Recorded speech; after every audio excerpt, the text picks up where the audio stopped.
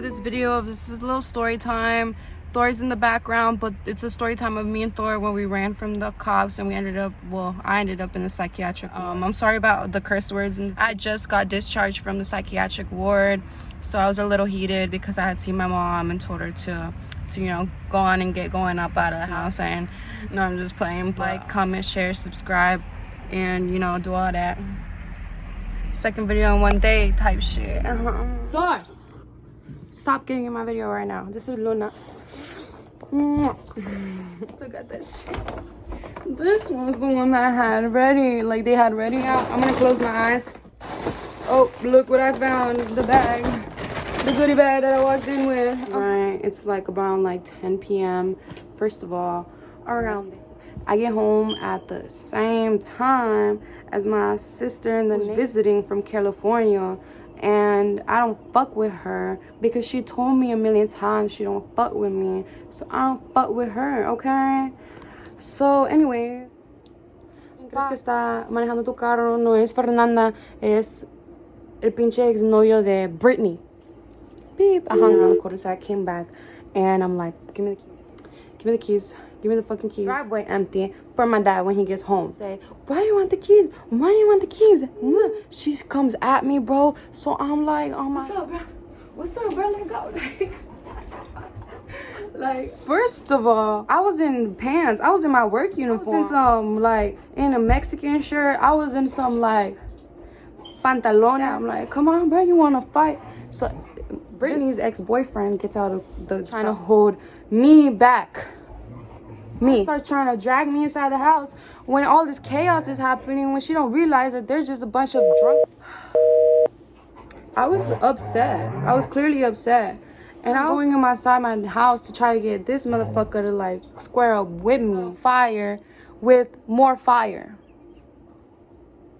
You can't put out a fire with more fire, period. So that's why I was trying to run. That's why I was trying to get away from it. But Brittany, she kept pushing me like, look me in the eyes. Look me in the eye. Hit me. Hit me. Please, I beg you, hit me. And I'm like, yo, Mike, come get your girl. After I say that, cause pull up. And guess what? What I'm trying to do this whole time is avoid the motherfucking pin. Pull up and they park right over there. Right in front of my favorite Christmas tree. I was running, trying to hold me back. And I ended up bucking at one of them. I'm like, don't fucking touch me. I hate when people touch me, period. These are the earrings I had on. I was for real on some X Games. Oh my god. Oh my god, he on X Games shit. On some GTA type shit. No cap, no kizzy. Let me tell you why.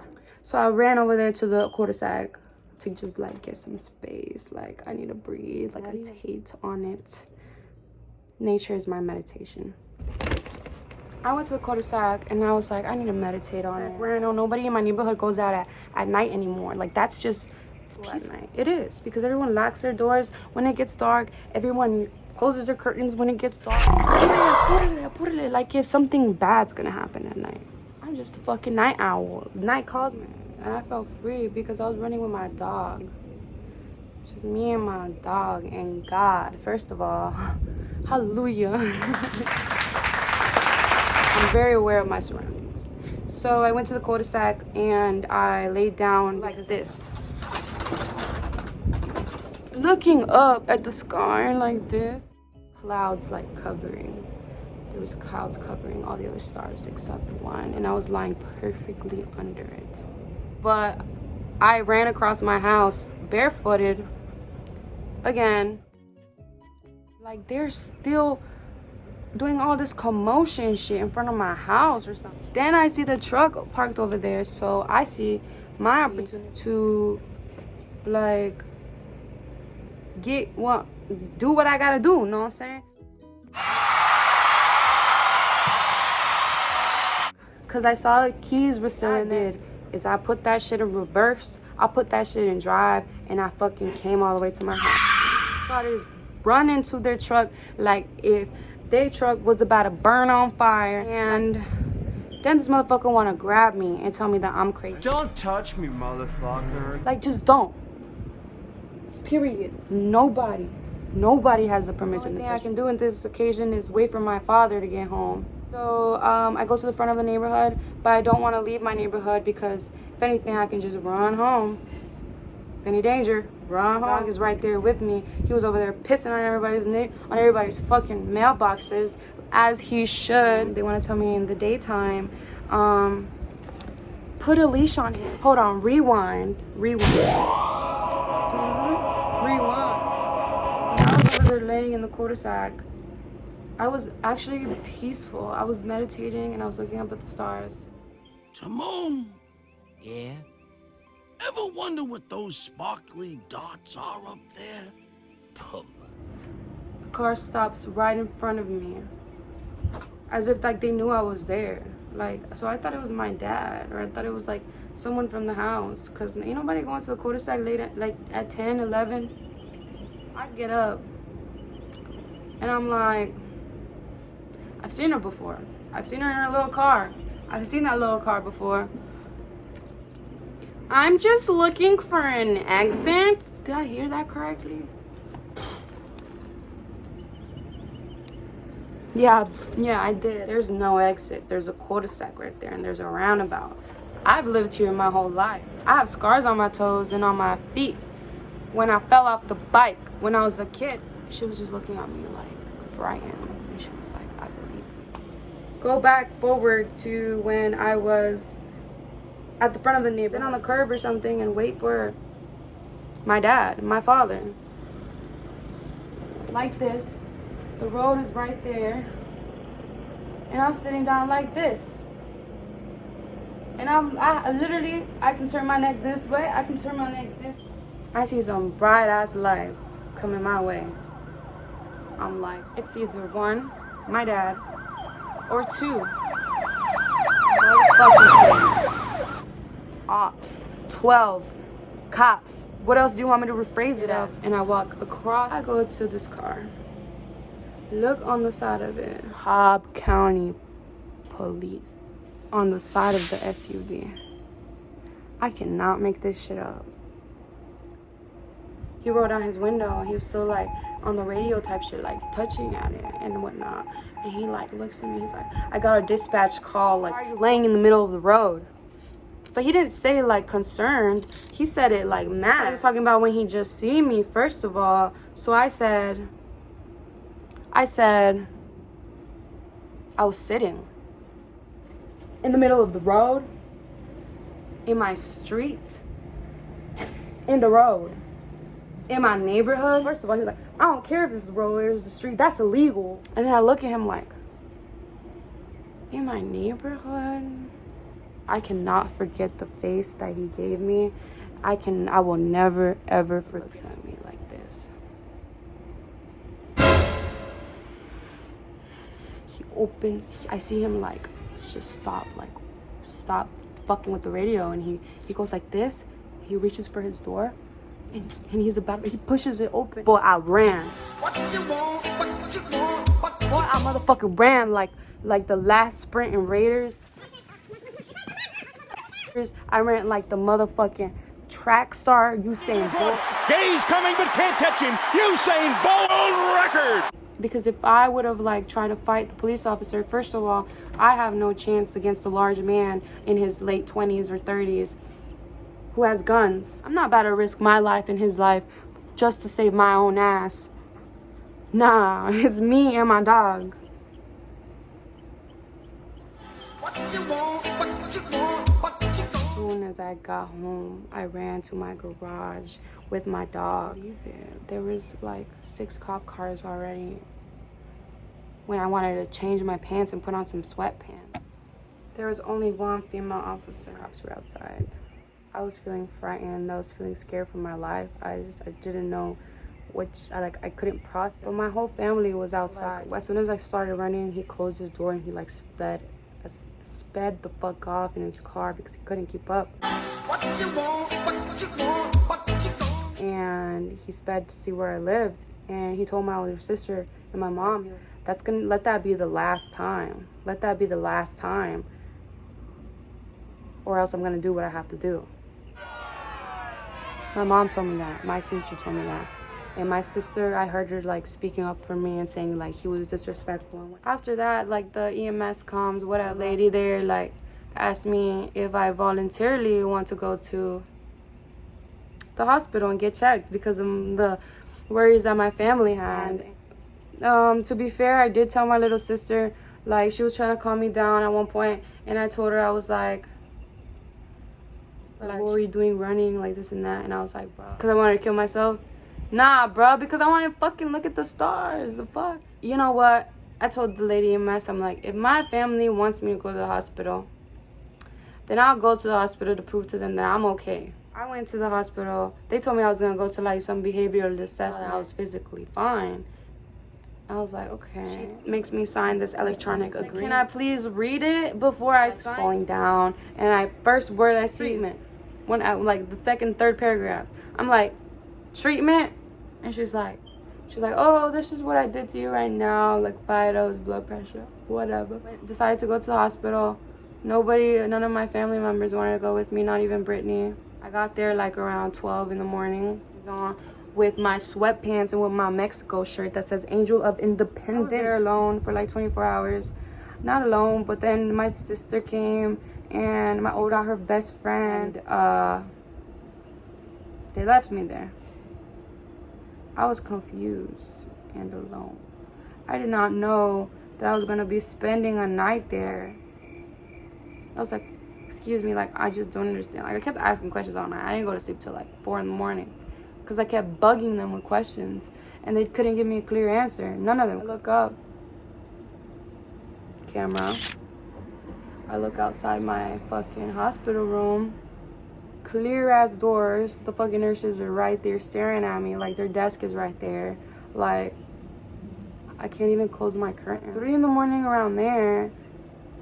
That's when my like guards go up. Like they increase. I'm in a bad environment. Obviously my guards are gonna be. They didn't tell me. I heard that I was gonna stay the night or something, or whatever the case may be. Can I please talk to someone? Because like, why do I have to stay the night? Why? Why? Why? Why? Why? I don't understand why. And Ashley comes to my room. I was sitting like this. And she comes up and stands in front of me like that. They end up telling me about 1013. What's 1013? Supposedly they explained to me that a 1013 is when you voluntarily go to a hospital. They take like collateral feedback from family and stuff like that, and your story, and then they make a decision based off that if they want to hold you and whatnot. And sometimes it is, and then as soon as you go in, it's a 1013. And nobody wanted to tell me shit until like 4 in the morning, 3 in the morning. All day, like trying to see why I was still there and when am I gonna go to like the facility. When? So I kept bugging them with questions. They tell me like I'm gonna go to like some private facility with my private insurance company.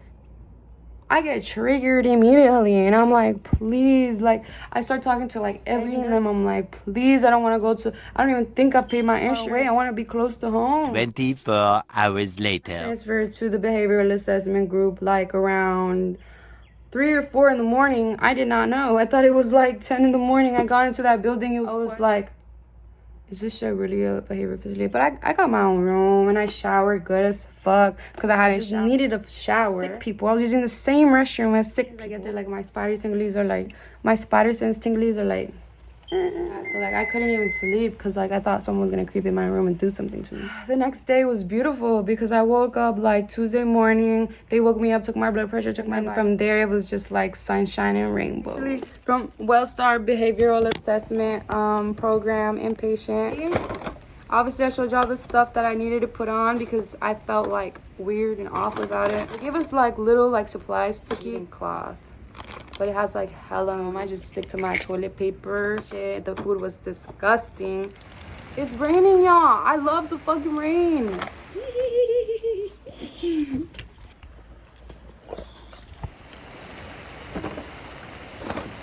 This is the shit I made over there because they gave me a journal. That's just the patient. Oh, they're so cute. They literally gave me some contact things because I told them I have contacts in because I'm blind. They literally gave me a whole little cute little thing. This is the book that my cousin gave me. It's by David Goggins. Look him up on YouTube. He's a great motivational speaker. He also has his own autobiography book out. It's called Can't Hurt Me. My mask that I brought with me. A comb that I've been needing that they gave me. Brush my fucking hair. Yes, ma'am. Another motherfucking pad. Whatever. Some marker that I stole from there. Ha ha ha. On accident. I was writing my roommate a note. Cause my roommate was this beautiful model who like does paint. When she seen me, like she just had this hate for me. But I'm the type of person not to judge, and I'm the type of person to show you that you can trust me rather than telling you like, hey, you can trust me. You know, I hate that type of person. Like, I'd rather show you. Yeah. That's my signature, ACZ, whatnot. And then she was just like, just sign here because you're getting discharged today. And I was like, written discharge information, diagnosis, post-traumatic stress disorder. If some of you don't know what PTSD is. P is in penguin, T is in tomato, S is in snake, and D is in dog. PTSD. You may have post-traumatic stress disorder if you've been through a traumatic event and are having trouble dealing with it. While it's normal to have some anxiety after such an event, it usually goes through nightmares, intrusive memories, and flashbacks, vivid memories that seem real. Oh, hell nah. They don't give me this shit. Understanding bipolar disorder. Ain't even diagnosed. Nice lady, Ashley. I talked to her sincerely, genuinely, from the bottom of my fucking heart. She was like, I don't want to diagnose you with bipolar disorder because this is your first time ever, like, in a behavioral assessment thing. And you seem completely normal, like, you seem positive.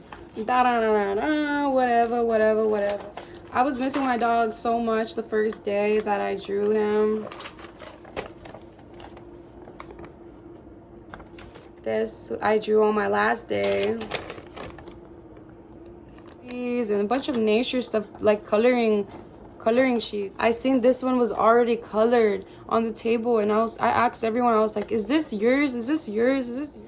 Because that's my school mascot, middle school and high school. So hell yeah, I'm gonna need this. My tapestry, guess what I found? It was like that, but it wasn't colored, obviously. Outpatient services, mission and vision. That's what, as soon as I got there, it was me and like a bunch of other people. Does anyone else feel like this shit is jail? Because like, it kind of, because first of all, we only had one phone working the whole time we were there due to construction. I don't know. I was just confused, and other fuckers was confused too, like while we was in there. My journal, I titled it fucking magical, but I couldn't curse in there, so like magical. And also I titled it metamorphosis, which is when a caterpillar turns into a butterfly. And I was like, June 9th. It's my third day out here. a word puzzle that I need to do. You know, like my schedule, because I was like, Monday at 12 a.m. arrived at hospital. Yeah. Oh, here's the vocab that I'm trying to figure out from that book. I'm gonna leave y'all with one. And these are rhetorical, so you don't have to answer them. I got it from the book I was reading. What kind of crap are you dealing with? It can be beaten, abused, bullied, raped, sexual harassment. Do you push yourself? What are the current factors limiting your growth and success? Is someone standing in your way at work or school?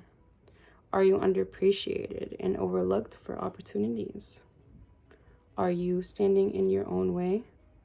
I'm so excited to like check up on them in a bit. I was amazed that I got to meet these people. First of all, Ty definitely fucking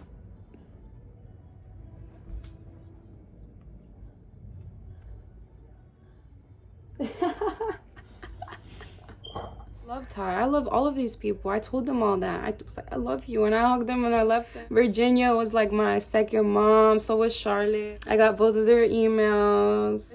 was amazing. He was like 30 years old, but he had like natural super.